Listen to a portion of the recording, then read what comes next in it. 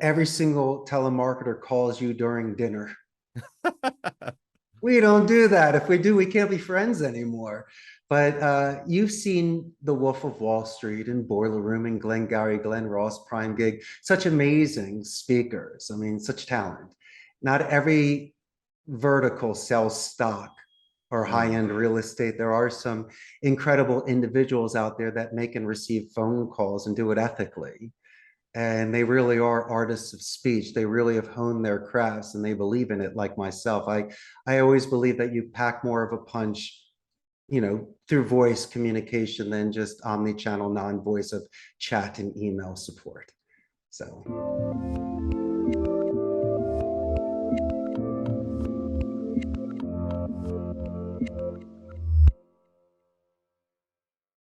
Hey everyone, this is Devin Miller here with another episode of The Inventive Expert. I'm your host, Devin Miller, the serial entrepreneur that's grown several startups into 7- and 8-figure businesses, as well as the founder and CEO of Miller IP Law, where he helps startups and small businesses with their patents and trademarks. You ever need help with yours? Just go to strategymeeting.com, grab some time with us to chat, and we're always here to help.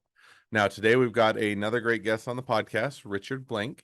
And Richard, first of all, his last name is Blank. I'm not just saying that it was a blank. His last name's Blank. It's always want to make sure I catch that. But Richard, we're going to be talking about a few things, which include COVID, which is starting to hopefully wane, but also the introduction of working from home and how you can or how you deal with company culture and whether or not it can be done when you're working from home.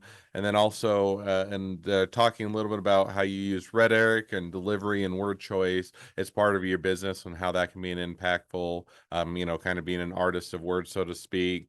And then maybe a little bit we'll talk about KPIs or key performance index for call centers and how you can how people are getting lazy with speech in a digital world, and probably several other things from there. So with that much as an introduction, welcome on the podcast, Richard. hey, Devin, so happy to be back on my second podcast with you, the Inventive Expert. Absolutely. I cannot wait to share ideas with you and your amazing audience. Hey, absolutely. And excited to have you back on. And just as a quick reminder for the audience, so Richard was a guest on the sister podcast, The Inventive Journey. So if you want to go and hear a little bit more about Richard's journey and how he got to where he's at today, definitely go to check out that episode. But for those that haven't had the chance to check out that episode or saying, hey, I just want the condensed or short version of a much longer journey, give or introduce yourself a bit to the audience. Sure, of course. I'm the CEO of Costa Rica's call center. We're a nearshore bilingual dedicated center here located in Costa Rica. I'm originally from Philadelphia, and my story really began at 27 years old when I had a 1 in a million opportunity to move abroad and work at my friend's call center. I learned it from the inside and out. In my mid 30s, I threw my hat in the ring, started my own company. I'm sitting on a 300-seat capacity call center, and we're about to celebrate our 15th year in business. Well, that's exciting and a great introduction. So now with that much as an introduction, maybe kind of dive into the topics at hand.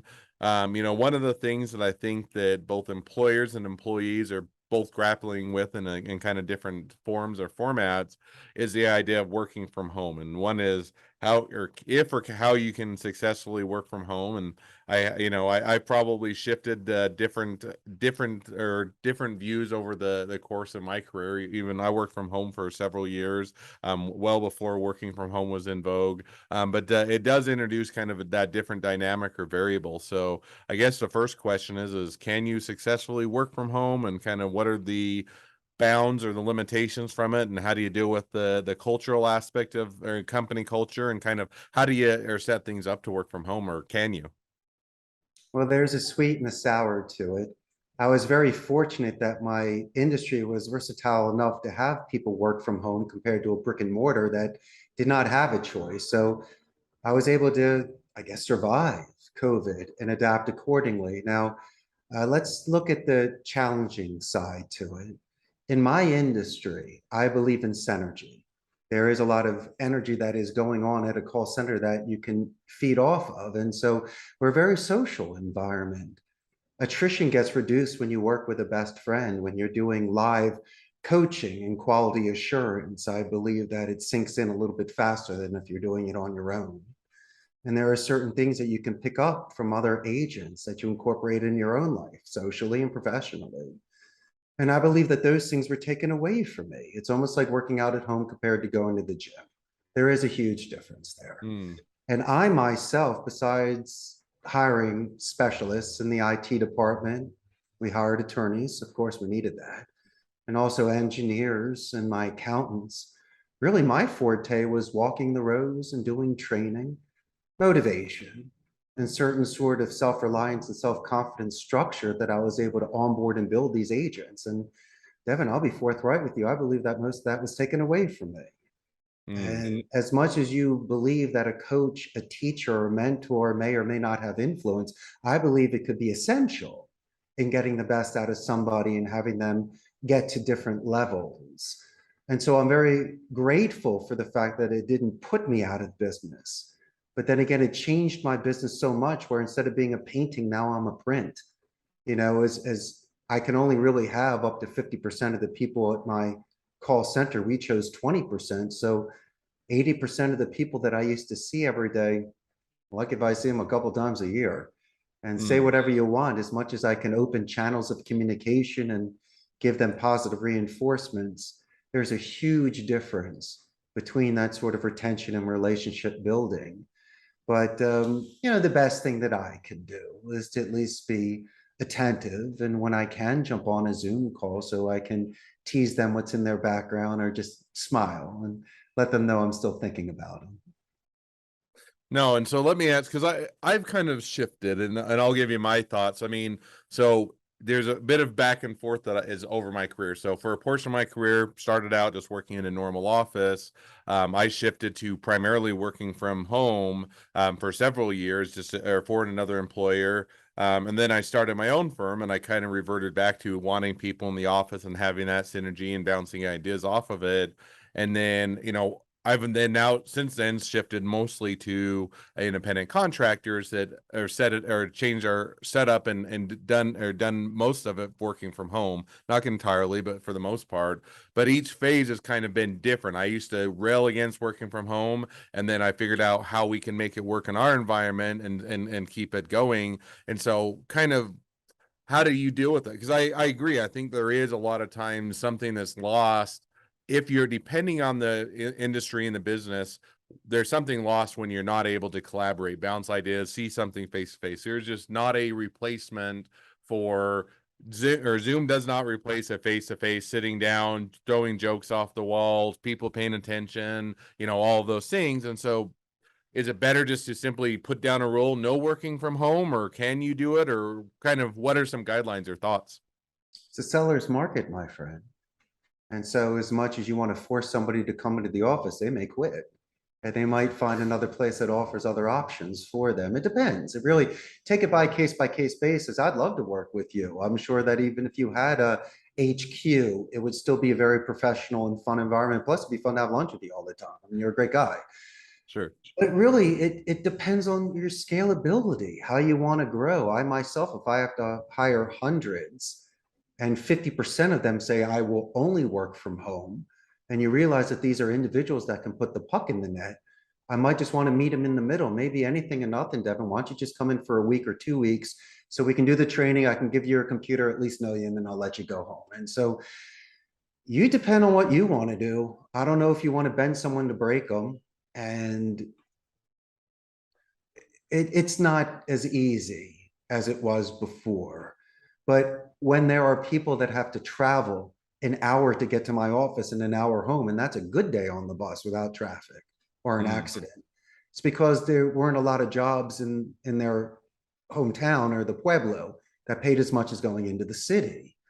And so if this individual, let's just look at it this way. If they've been with me for years and earned their stripes, it's not trusting them, it's giving back and knowing that saving them 2 hours, 10 hours a week minimum for gasoline or time with their family, knowing that I can get as much, if not more production out of them because they're grateful for that. The only thing I'm missing is them. And that's it. But mm, no, my friend, and you and I know perfectly well that if you can get the individual that's willing to leave something on the table, come into the office for the code red or for the serious meeting or just to see you, And those are the individuals that I believe will be growing with the company. I don't know how many positions you have that need that individual. Could be a handful, but if you're just looking at your core group of people, you'll find them. But if you're looking of, once again, in these independents, dozens, if not hundreds, then take it as you can get it. And then maybe by creating something in your environment, which not just offering them cookies and coffee to come in, but having some sort of interaction that has to be done there to enhance the rapport, the bonding, or that just on-site experience, then it does make sense for them to come in and, maybe get them out of their house a little bit. The one thing that I hear that most people say is, hey, it's great to see people. I never see anybody. Well, if anything, of nothing, why don't you just practice those social skills and just do a high five or a hug to someone that you haven't seen in a while? And putting business aside, I think those are the sort of things that might give you some mileage and distance. No, and I think that that's a fair point. I mean, I think it's a hard one, and I think that that's why everybody's grappling with it, because I think that if I were to play, and I guess I always play devil's advocate as an attorney, but I think that the worry or concern is a couple. One is if you have a strong culture which is based around people being in the office, it is hard to replicate that when a large portion is dispersed. In other words, if you have camaraderie, hey, we get on the whiteboard, we write things down, we figure things out. Hey, I have a question, I'll just pop my head into the office. It's a much different thing when you're having to set up a Zoom meeting, and even if you do Slack and some of those other, it just doesn't feel the same, at least for me. But I think the other thing that the employers are often nervous about is, whether or not you're going to get that productivity. In other words, and all, without calling out the person's name, I always have to laugh because I read a LinkedIn post about, somebody, their intent is to highlight the merits of working from home, and they say, how great it is. I sleep in later. I will get up, I'll have breakfast with my wife, we'll go on a walk, and then I'll go into work for a couple hours, and then I go and I ride on my bike and exercise, and then I'll work a couple more hours, and I usually knock off early to go play golf. And to that one, that individual saying life is great and I love working from home, and yet a lot of the employers I know are saying, it sounds like he's working for 4 hours a day and I'm paying him for 8 hours a day. And, how is this fair? And I'm not getting the productivity. And so I think that people are trying to figure out, how do I keep the culture, and also how do I keep productivity up? Any thoughts on that, or how you might deal with that?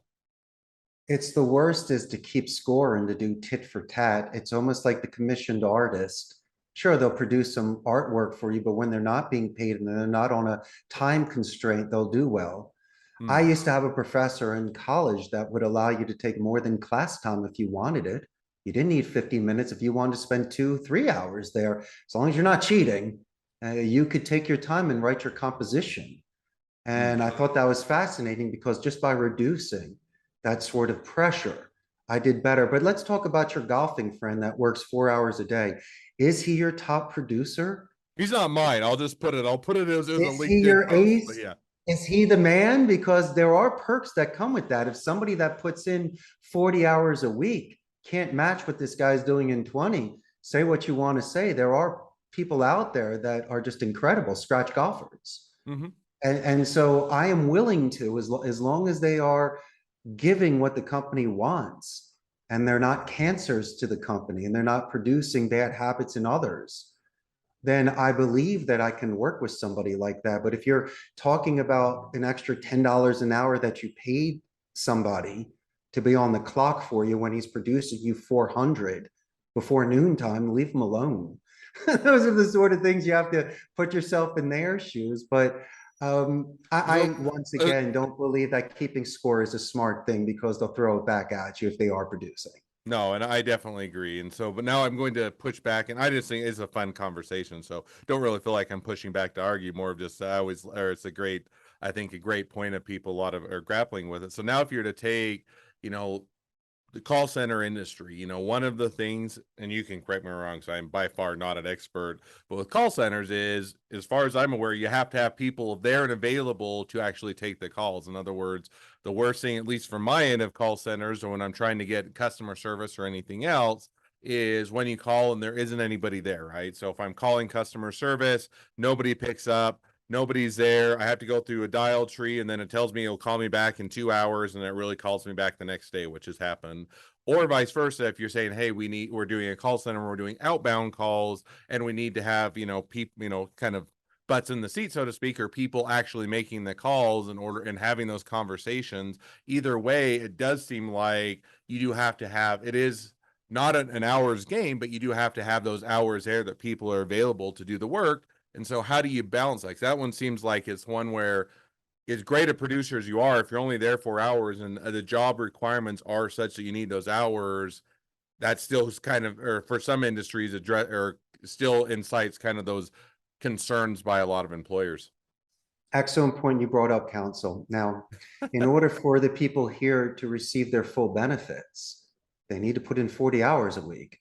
Your 4 hour golfing buddy, he might be an outbound prospector. Fine, let him work on commission-based or performance-based projects and still pay the taxes on it. God bless that individual. Now you're talking about workforce management, staffing accordingly. It is the responsibility of the client to make sure that people are there, depending on the talk time. If it's not that extensive of a phone call, more of a glorified answering service, and it's sporadic in regards to the volume that comes in, my suggestion would be to do a pay-per-call, pay-per-minute blended center that can always have an overstaff of agents that can handle the basics. But if you're looking at intake coordination, trying to bring on clients for a law firm, these individuals require a lot more extensive training and dedication. So you may want to have these dedicated structured agents there for specific business hours like I do at my center. If there is an overflow, sure, you can have the answering service for the call back. So it really just all depends. And I agree with you. The worst thing somebody wants is to be in some IVR doing a lot of waiting in a queue.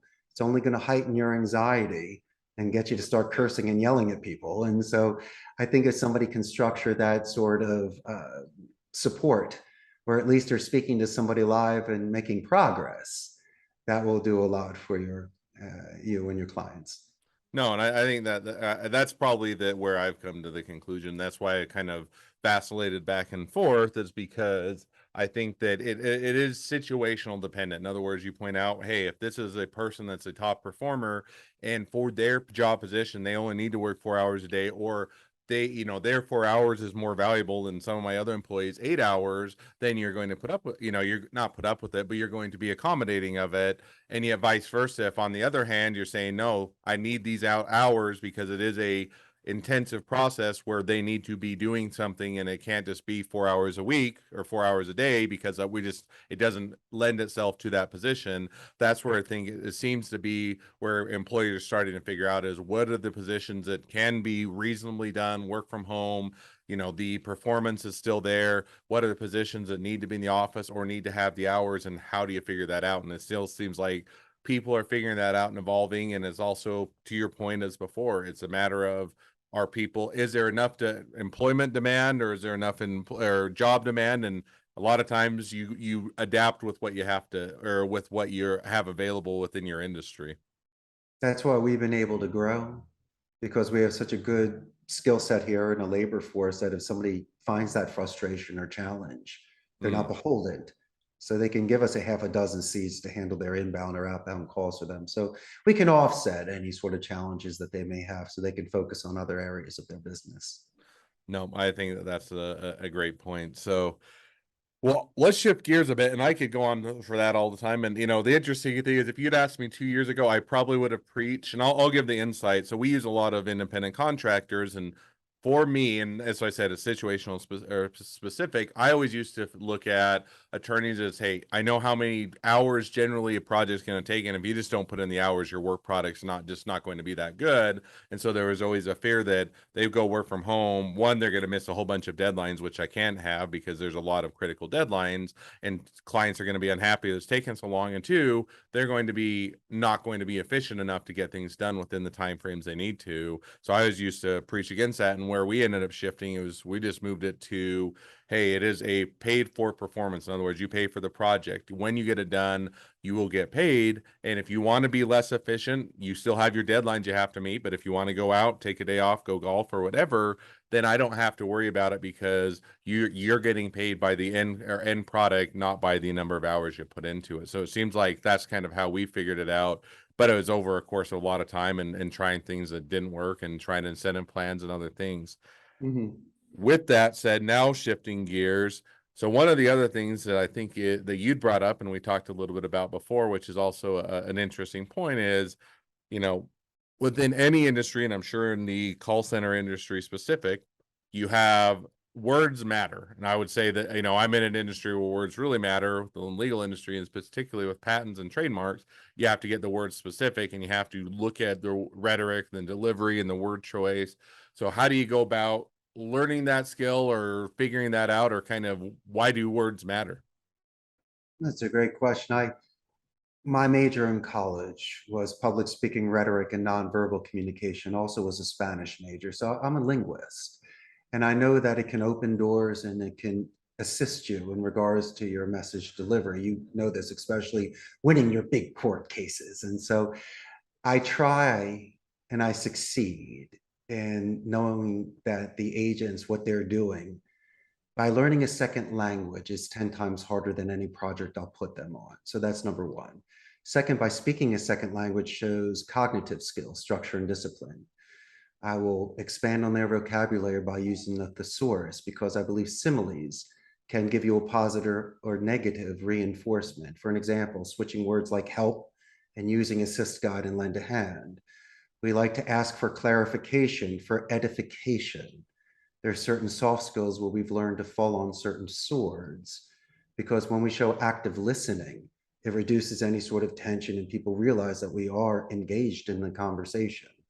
I believe military alphabet is a very big arsenal for you because you might be, I guess, embarrassed or concerned by pronouncing somebody's name, or you might think that you understand how they spell their email address. That's the worst thing, is to have something kicked back. And so there is nothing wrong with breaking down somebody's exotic and unique name. And it's something that shows respect. And Hmm. secondly, if you are going to be showing some sort of accuracy and structure, you should send your email through the first time that doesn't bounce back. And also, I believe that when you're speaking with individuals that'll be working with the decision maker or part of the program, they deserve positive escalations. You should do it verbally and in writing. Just an assistant, a secretary, a gatekeeper, someone you got transferred to in the mailroom by accident, mention these individuals. Why? Because there's a very good chance when you call that company back or that family back, you may be speaking with that individual, or prior to any sort of contract, it shows the respect that you have working with them.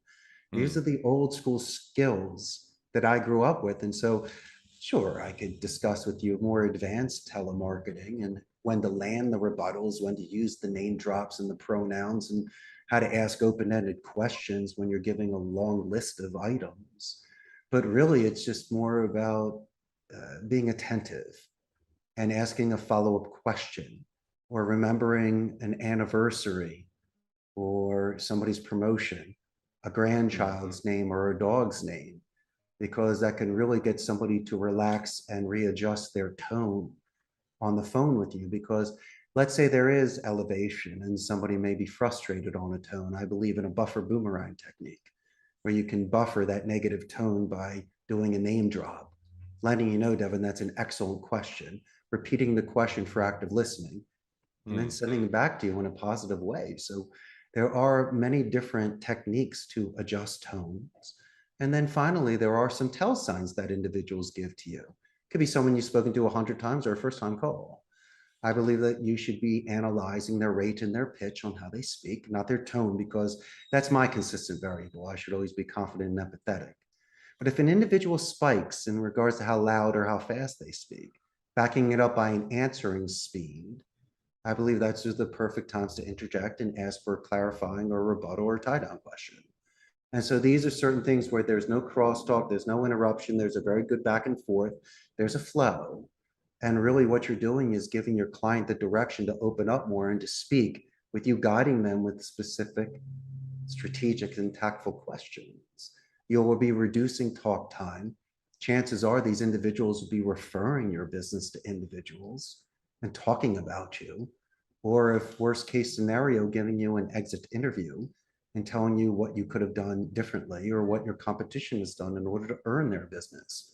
So as long as you and your clients are willing to see this as an investment in a process, keep an open mind and put your egos aside, there's no reason why those skills could not be advanced to the point of where these conversations are flawless and effortless. And you'll realize that you'll be converting a lot more calls into clients. No, I think that definitely makes perfect sense. One question is, so, there are some people that are just naturally good orators or naturally good at being conversationalists or whatever you want to call, where they can just hold a conversation. A lot of those skills just come naturally. Hey, I reflect what you just stated so that I can make sure I understand it. I repeat it back to you. I use, or colloquial terms that make it so it's more personable. I establish a relationship of trust.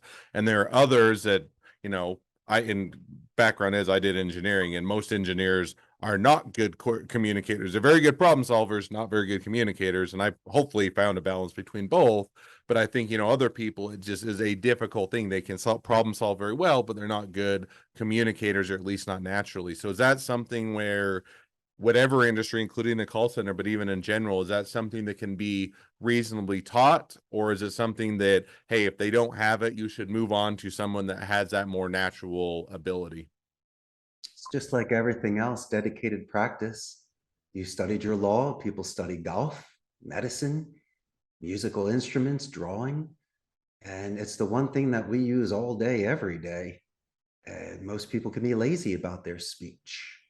And so if you can record yourself, which thankfully we have the technology today, you should really listen to yourself. And most people say, hey, Devin, I just don't like how I sound. Well, that's what you got, champ.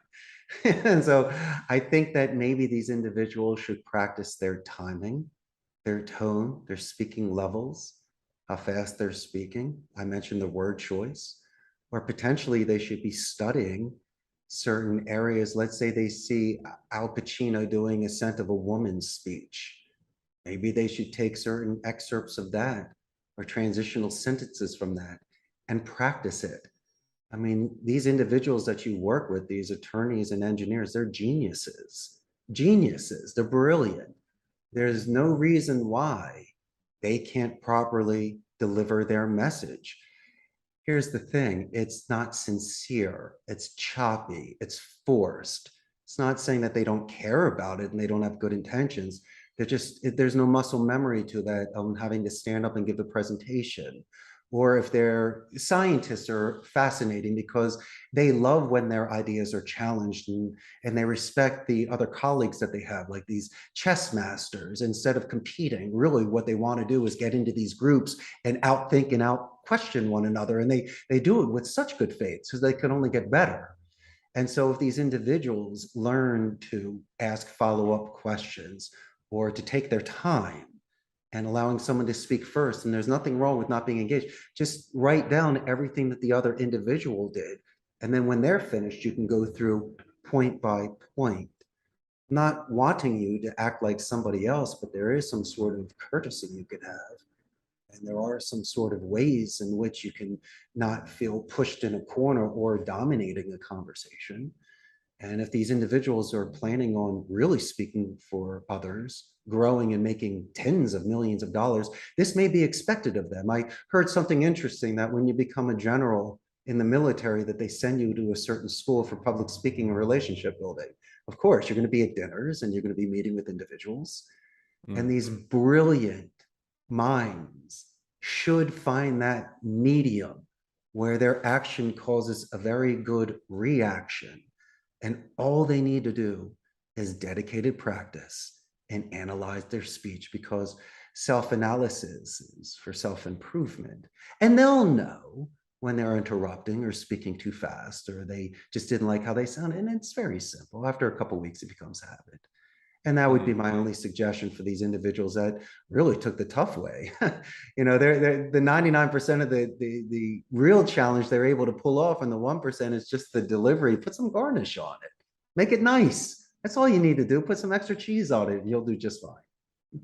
No, I think that's some great insight and great takeaways. So we're starting to wrap towards the end of the episode, and a lot more things that I could ask, but there is one that I or just kind of was interested in that I thought before we wrap up with the final question that I would ask on, which is, one of your kind of KPIs for call centers and key performance indicators, basically whether or not you're doing a good job or a bad job, whether you're an employer, employee, and kind of how you rank, but those performance indicators.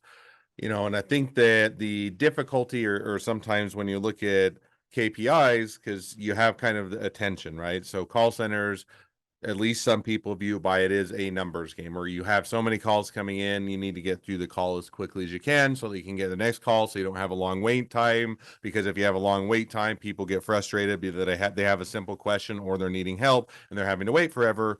And yet by the same token, if you rush through the thing, you really don't help them, and you're not really that are able to assist them, then they're also frustrated. So it's kind of those or tension between need to get it done as quickly as you can while also addressing their issue and making them feel like they're taken care of. So how do you kind of balance those or different performance indicators with a call center? First is it's workforce management. You have to staff accordingly. Secondly, I know the KPIs that they judge you on is first call resolution, handle time, talk time, wrap up time, you name it. But why pressure someone to take 100 calls a day when he's doing 89, which means that he's speaking to less people, longer talk time, but his conversion ratio is more. And as I mentioned, if it takes 3 more minutes for you, Devin, to put your dog outside because it's barking in the background and you're excusing yourself and I'm being very patient, that's 3 minutes. And that could happen a couple times a day, which could ruin your KPIs. Should I Mm. rush Devin or should I have the dog in the background ruining the call? And so I don't want someone to overextend those times or take advantage of it. But there is a sweet spot, and especially in your industry, sir, you are dealing with individuals that might be going through the best or the worst day of their life. And you need to take that into consideration and show some empathy because someone might need to get it out or give an example of what happened at their last attorney or what they're expecting from an attorney. So there's no misguided expectations there. Mm. And I believe in Wu Wei, when you force a fit, it just doesn't feel right. You're squeezing into a shoe. But there are other times when things flow so well that instead of me speaking to someone 2 or 3 times, which could add up to 30 minutes, my 8 minute conversation could save myself that additional 22 minutes because I did things the right way. Mm. And I just don't want you to start looking at those sort of numbers. My friend, every single phone call is unique. It's one at a time, and they should be treated accordingly. So not only they give you the business, they talk about the business, and you're going to have them for decades. And so if you're talking about the rushing on the phone, well, then hire 3 more people. What happens if we overstaff? Well, then listen to some recordings or do things in between phone calls to get them warmed up for when somebody does come in. Or potentially, if things are even slow and I'm transferring a phone call to you, Devin, then Hmm. why don't I do a warm transfer? Stay on the line because there's no calls coming in yet for another 6 minutes. And why don't I put myself in mute and listen to my main man take the call from there and start answering questions? Or I might learn something from you that I can use to move the ball forward on my calls. And a lot of my clients love to do that when we have additional time because we've overstaffed to allow the people to do a warm transfer and stay on for a while to learn what the first team is doing. And those are just ways that you could be very flexible with your crew and still handle all the calls coming in.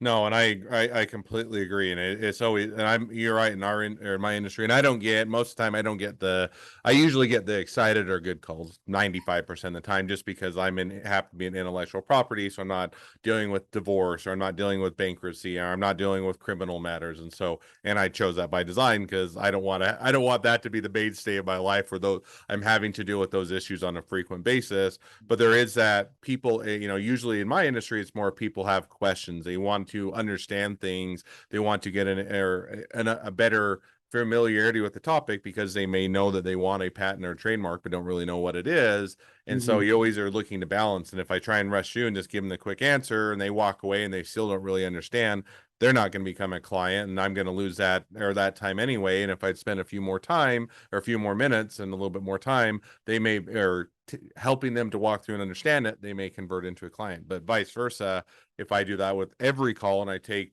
an hour, offer 15-minute consults, but every consult really takes an hour, I'm eating into a lot of my other time that I'd be doing other things. So I agree that I think there's that balance to where you have to be understanding that some calls require that extra time, and yet you can't or set it up to where every call is the exception to the rule. Otherwise, there is no longer a rule. So I think that that's some great insight. Evan, if you are not giving your big brother best friend advice, my friend, you are way out of character. Mm, That's you. I mean, you're brilliant, and I know your law firm and everything else you do, but it's Devin is why I'm moving forward with you. sure. And prior to jumping on podcasts, when you and I just talk about life and share ideas and catch up, it's a lot of fun. I mean, that's who you are.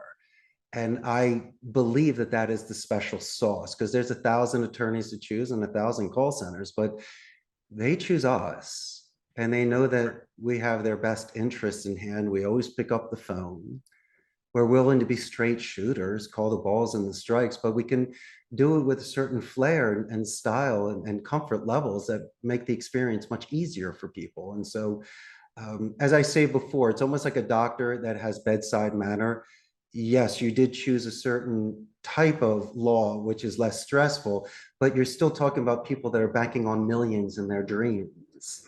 And you're the No, bridge that's getting them there. And so it's very exciting to be no, working and with I'm you I'm because of all completely the with you. everything. And to your point, it's always interesting that the, there's a lot of lawyers out there within my industry and lawyers in general, and most people hate them, and there's a reason why they hate them. But I do think that my experience, a lot of times when you're looking at the best lawyers, it's oftentimes the ones that have those or people skills that are willing to listen, to be able to sit down with them, to understand what they're going through, be able to give them that strategy and make them feel comfortable. It's most of the time the successful lawyers aren't just the ones that know the law the best. It's all those other skills that come into play. And you're right, it is the one-on-one relationship you establish, not just taking care of their legal matters. So, well, we could talk for a much longer time. It'd be a great conversation, and people are saying, "Oh, this is supposed to be a half an hour podcast, and this is going to go for an hour." So we'll have to have you back on. I'd love to have a follow-on conversation on a future episode. But for today, as we wrap up the episode, I always like to wrap up with the same last question. So we'll jump to that now, which is, within your industry, what is the biggest myth, and why is it wrong? That every single telemarketer calls you during dinner. We don't do that. If we do, we can't be friends anymore. But you've seen The Wolf of Wall Street and Boiler Room and Glengarry Glen Ross, Prime Gig, such amazing speakers. I mean, such talent. Not every vertical sells stock or Mm. high-end real estate. There are some incredible individuals out there that make and receive phone calls and do it ethically. And they really are artists of speech. They really have honed their crafts and they believe in it like myself. I always believe that you pack more of a punch, through voice communication than just omni-channel non-voice of chat and email support. So No, and I think that there are those that do call during dinner, and I'll usually either do one of two things. I'll usually either hang up with them, or if I have some time, I'll usually toy with them, which I'm sure that makes you cringe. But I just say, if they're interrupting me during the time they know I don't want to talk with them, I usually nice, and if they keep trying to talk with me, then I string them along. But I think that that's a great myth to dispel, and I think that for those that are doing it well and understand, it is one of those where you're not calling them or during dinner, and you really are trying to solve a problem rather than just trying to get money out of people. So I think that's a great point and a great myth to dispel. Well, as people want to reach out to you, they want to be a customer, they want to be a client, they want to be an employee, they want to be an investor, they want to be your next best friend, any or all of the above. What's the best way to reach out to you, contact you, find out more? I think they should buy a first class plane ticket and fly down here and come visit me for a little bit and hang out at the center. But they can shoot me an email or give me a call. I got a toll free number. And But I also have a very large Facebook fan page, about 101,000 local Costa Rican ticos. It will give your audience a real insight in the pulse of the business process outsourcing industry in Costa Rica. We are north of Panama, south of Nicaragua, the only democratic society in Central America, no standing army, put our money back into education, 95% literacy rate. We have a neutral English accent, the best infrastructure, and people love our ecotourism. And so it's a wonderful place to be. You definitely get thousands of new fans every time I put our episodes up there. And as I say before, I cannot thank you enough, Devin, for having me back as a guest. I enjoy your work. You're a good man.